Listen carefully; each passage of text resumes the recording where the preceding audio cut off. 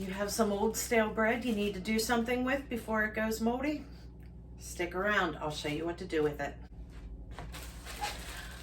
Hi guys, welcome to Carrie's Culinary Crafts. Today I'm going to show you what to do with some leftover bread, whether it's old and stale, or if you just don't know what to do with it, or if you're like me and you stick ends in the freezer till you get a big bag full. This is something that you could do with them. This is my favorite thing to do with them. I like to make homemade croutons with them. Very, very simple. I haven't bought croutons in years. It only takes a few minutes of your time. Easy peasy. So come along with me and we'll make some croutons.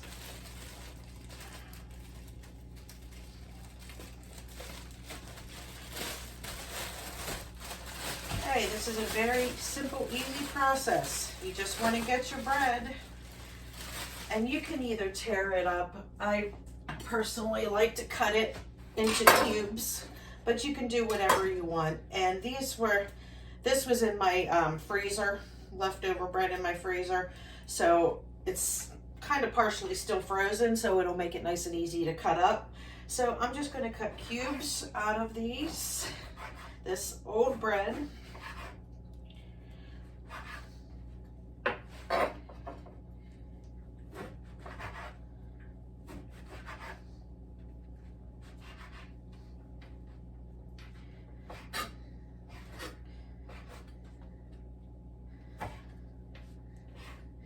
We are a pretty big salad family, especially mostly in the summertime, you know, with the garden and everything. But last year my husband bought me for Christmas an indoor greenhouse. It's a very small greenhouse, but the whole purpose for it was for me to be able to grow greens and stuff, so I could have fresh salads in the winter time. Now, of course, you can buy from the grocery store, and that's what I did. But it just made me think, you know, I hate to buy things from the grocery store, things that I can grow myself. And I thought maybe this would be one way that I could grow it myself in the wintertime. So my husband last year decided to get me a greenhouse, and it works out really, really well. And you can come along with me after the holidays and we'll plant some seeds in it, because since I had to host the family Christmas party this year, we had put my greenhouse away. So I am going to plant some seeds right after the holidays, and you can come along with me and we will have some greens grow in the greenhouse so we can have some salads.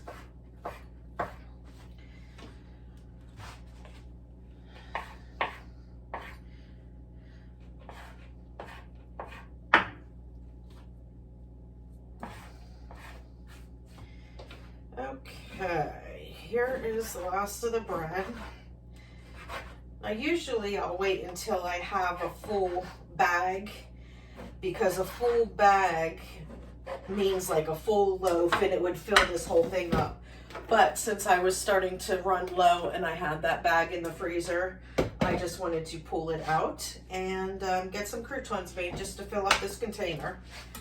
All right, all of my bread here is cut. I'm going to take a big bowl here and put it all in the bowl. I guess I should have preheated my oven before I started this. Not that it really matters, but I'm going to kick the oven on to 300 degrees. Now I've cooked it lower than that, low and slow at like 200 degrees, but it just took a very long time to do it. So I kicked it up. 350 is a little bit too high, so you might get some burning there. So I kind of kicked it to 300, and that seems to work really well.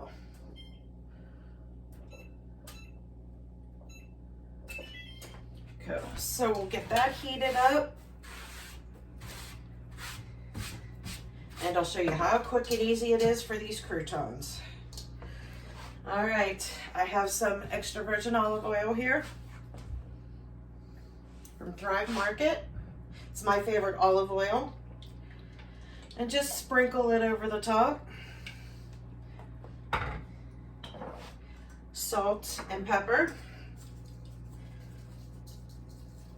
Now it's bread, so you can, you know, put quite a bit of salt on it. But if you're watching your salt intake, then by all means, you know, cut down the salt. But you definitely need some salt to bring out the flavor. Especially since this bread that I was using is just plain white bread. You can do this with any leftover bread. Sometimes I even have bagels mixed in there, so anything at all. And then I have my Italian blend, which is your parsley, basil, oregano, and there is some thyme mixed in as well. And then this lid here, save your Parmesan cheese lids if you ever buy that shake cheese. When I need a lid, that's when I buy it. I'll just buy that shaky cheese, and once it's gone, it fits perfectly on mason jars. And then you have a sprinkle spout, and you have the side where you can dip your measuring spoon in. And just do a general sprinkle. And that's what we look like. And you know what? I'm gonna put some gloves on because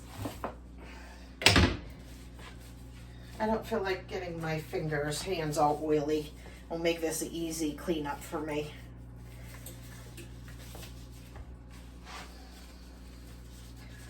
So that's all that I put on it. Now you can put some Parmesan cheese on it if you want.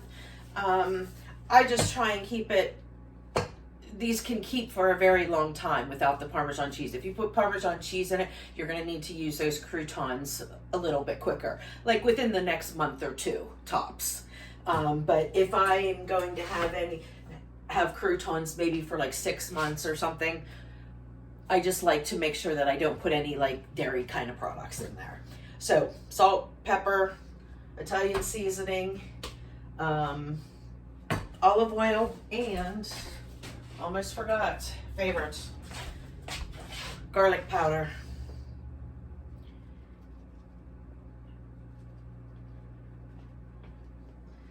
Okay, and then take your hands and just give it a little shaky shake. You'll want to be easy with the bread because it will fall apart and get into crumbs, and you really don't want crumbs in your croutons. It smells awesome. As soon as you start mixing it, you can smell all of those seasonings. Okay, seriously, that is it. Now I'm going to get my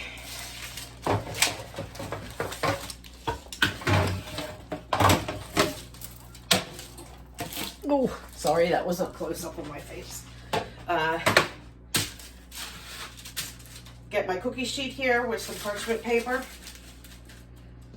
and just spread that out on there. You want to get it as thin as possible. You definitely, it's preferable that you get a single layer. It will definitely toast better. I probably should have used a bigger one, but as you can see, it's mostly one layer, but there is a little bit, there's a couple that are on top of each other. So when I check it the first time you put it in there, you want to put it in for 15 minutes and then you check it. So when I pull it out at 15 minutes, I will stir it all up and then I will put it back in for another 15 minutes.